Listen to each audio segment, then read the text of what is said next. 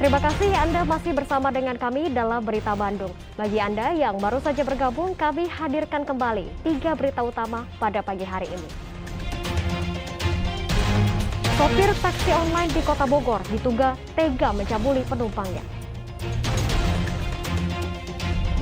Lautan sampah di Waduk Jati Gede Kabupaten Sumedang dibersihkan dengan mengerahkan 3 ekskavator dan 4 dump truck.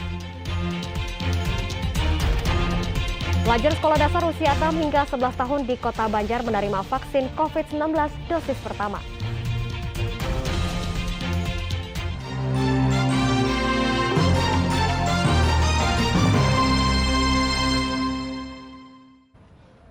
Kedapatan memangsa ayam peliharaan warga seekor ular sanca sepanjang 3 meter yang menyelinap ke permukiman Kampung Cemplang Baru, Kota Bogor ditangkap. Diduga ular tersebut kelaparan setelah tergusur dari habitat aslinya. Ular sanca sepanjang 3 meter ditangkap petugas pemadam penanggulangan kebakaran dan penyelamatan Gulkamat Sektor Yasin Bogor Senin dini hari saat kedapatan memangsa ayam peliharaan warga di Kampung Cemplang, Kelurahan Cirendek Barat, Bogor Barat. Petugas yang menerima laporan warga sempat kesulitan karena ular dengan bobot lebih dari 25 kg ini mencoba kabur saat akan ditangkap. Rencananya ular ini akan diserahkan ke penangkaran di kantor Gulkarmat Sukasari.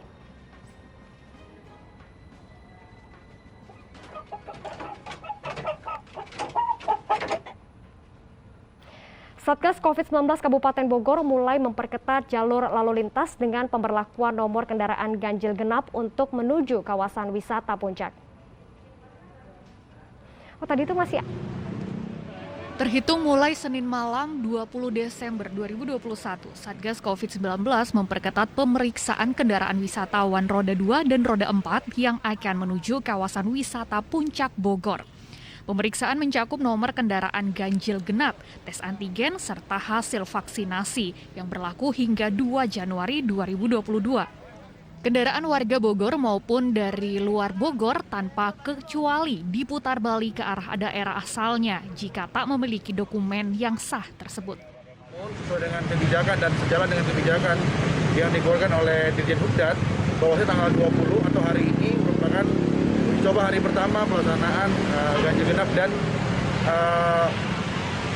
syarat perjalanan untuk ke tempat-tempat wisata. Untuk titiknya ada berapa titik nih? Kami menyiapkan 10 titik posko prokes, di mana di exit tol yang masuk wilayah Bogor dan di akses masuk tempat wisata. Contohnya. Pihak Polres Bogor juga menyiapkan beberapa posko protokol kesehatan, yaitu untuk layanan vaksinasi COVID-19 bagi warga yang kedapatan belum mendapat vaksin COVID-19. Asep Solihin melaporkan dari Kabupaten Bogor. Suasana di stasiun Kiara Condong, Kota Bandung mulai ramai. Sejumlah pemudik memilih berangkat jauh-jauh hari sebelum mendekati hari libur Natal untuk mengantisipasi menghindari keramaian. Jelang hari libur Natal dan Tahun Baru, ribuan pemudik mulai memadati stasiun Kiara Condong, Kota Bandung pada Senin malam kemarin. Ribuan penumpang memilih melakukan mudik atau pergi berlibur lebih awal. Para calon penumpang kereta diwajibkan melakukan swab antigen serta menyertakan bukti telah disuntik vaksin COVID-19 dosis 2. Mayoritas perjalanan sendiri didominasi mengarah ke Jawa Tengah dan Jawa Timur. Karena keburu tambah rame kan, tahun baru Natalan gitu, jadi mending sekarang. Nah, ini sendiri lihat kondisi masih COVID ini sendiri kayak gimana nih Teh untuk melakukan perjalanan Teh?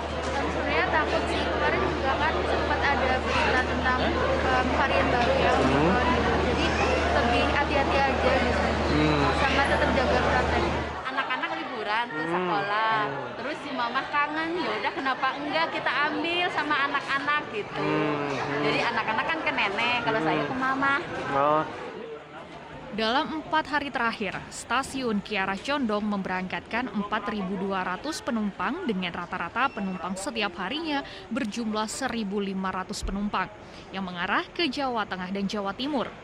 Pihak PT KAI Daob 2 Bandung kini sudah membatasi kapasitas tempat duduk untuk penumpang di kereta menjadi 80%. Nah, tentunya dengan dimasuk itu masih jauh batas dari jumlah keberangkatan yang ada. Masih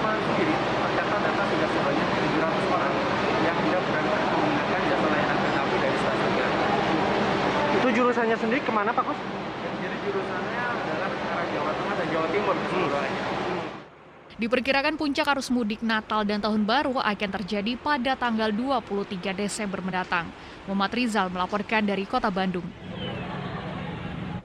Pelajar sekolah dasar di Kota Banjar mulai mendapatkan suntik vaksin COVID-19 dosis pertama. Vaksinasi untuk anak usia 6 hingga 11 tahun digelar usai target vaksinasi COVID-19 bagi dewasa telah tercapai. Vaksinasi COVID-19 untuk anak usia 6 hingga 11 tahun mulai dilakukan di Kota Banjar pada Senin kemarin. Bertempat di Sekolah Dasar Negeri 1 Kota Banjar, kegiatan vaksinasi diikuti puluhan siswa-siswi yang antri menggunakan seragam merah putih. Vaksinasi untuk anak usia 6 hingga 11 tahun dilakukan setelah Kota Banjar telah memenuhi target vaksinasi COVID-19 bagi dewasa mencapai 79%. Wali Kota Kota Banjar mengimbau warga yang belum melakukan suntik vaksin COVID-19 untuk segera melakukan vaksinasi untuk memberikan contoh yang baik kepada anak-anak. Setelah anak-anak mendapatkan vaksin COVID-19, diharapkan dapat melindungi kesehatan anak-anak dalam kegiatan belajar mengajar di sekolah. Vaksin, jadi resikonya lebih aman karena bisa dibuktikan sekarang sudah hampir 1,5 bulan ya, kita kasusnya 0, alhamdulillah. Itu salah satunya dari vaksin dan tentu saja prokes.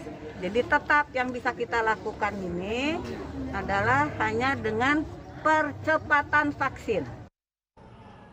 Menyambut Natal dan Tahun Baru, YPP Indosiar SCTV kembali memberikan bantuan ratusan paket sembako kepada pengurus gereja paroki Teresa dan kepada para jemaatnya di Cikarang, Kabupaten Bekasi. Para jemaat dan pastor paroki menyambut gembira penyaluran bantuan YPP berbagi kasih Natal tersebut.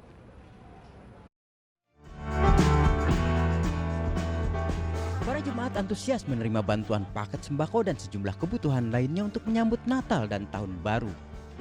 YPP Indosiar SCTV menyalurkan 200 paket sembako untuk pengurus dan jemaat gereja Ibu Teresa di Cikarang, Bekasi, Jawa Barat. Pastor paroki gereja Ibu Teresa pun menyambut gembira bantuan YPP Indosiar SCTV ini sebagai bentuk kepedulian berbagi kasih bagi mereka yang membutuhkan. Saya mengucapkan terima kasih sebagai pastor paroki Cikarang gereja Ibu Teresa atas bantuan dan kepedulian Yayasan Pundi Amal Peduli Kasih SCTV Indosiar dalam program acara berbagi kasih dan sukacita Natal 2021. Semoga dengan rahmat dan kasih Tuhan yang diberikan kepada kami sungguh membantu seluruh umat di paroki Cikarang gereja Ibu Teresa. YPP juga menyusuri rumah warga untuk memberikan bantuan pemirsa Indosiar SCTV ini kepada sejumlah jemaat di perumahan Sukadami, Cikarang Selatan. Muhabar melaporkan dari Kabupaten Bekasi, Jawa Barat. Bagi Anda yang rindu menikmati suasana alam, mungkin harus berkunjung ke kawasan Pegunungan Ranca Upas di Kabupaten Bandung Barat. Anda bisa berkemah bersama keluarga tanpa perlu repot membawa tenda.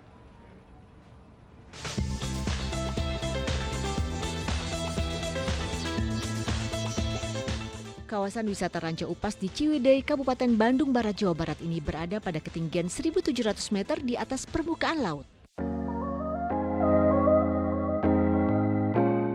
Indahnya panorama matahari terbit berselimut kabut jadi sensasi tersendiri. Apalagi dilengkapi dengan hangatnya secangkir bandrek.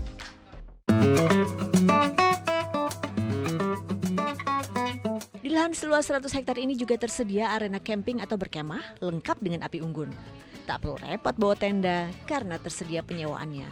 Fasilitas kamar mandi hingga pemandian air panas pun sudah tersedia. Tak hanya itu, pengunjung juga bisa membawa anak-anaknya main ke penangkaran rusa. Bagus, jadi kayak toilet sudah tersedia di beberapa tempat, sama kebetulan dekat sini juga ada mandinya, mandi air hangat. Bagus sih, fasilitasnya unik gitu loh, bangunannya tuh unik. Udah gitu gimana ya, anak-anak juga happy, jadinya tuh aktif, seru gitu loh. Selama masa PPKM, kapasitas pengunjung dibatasi 50% dengan protokol kesehatan ketat.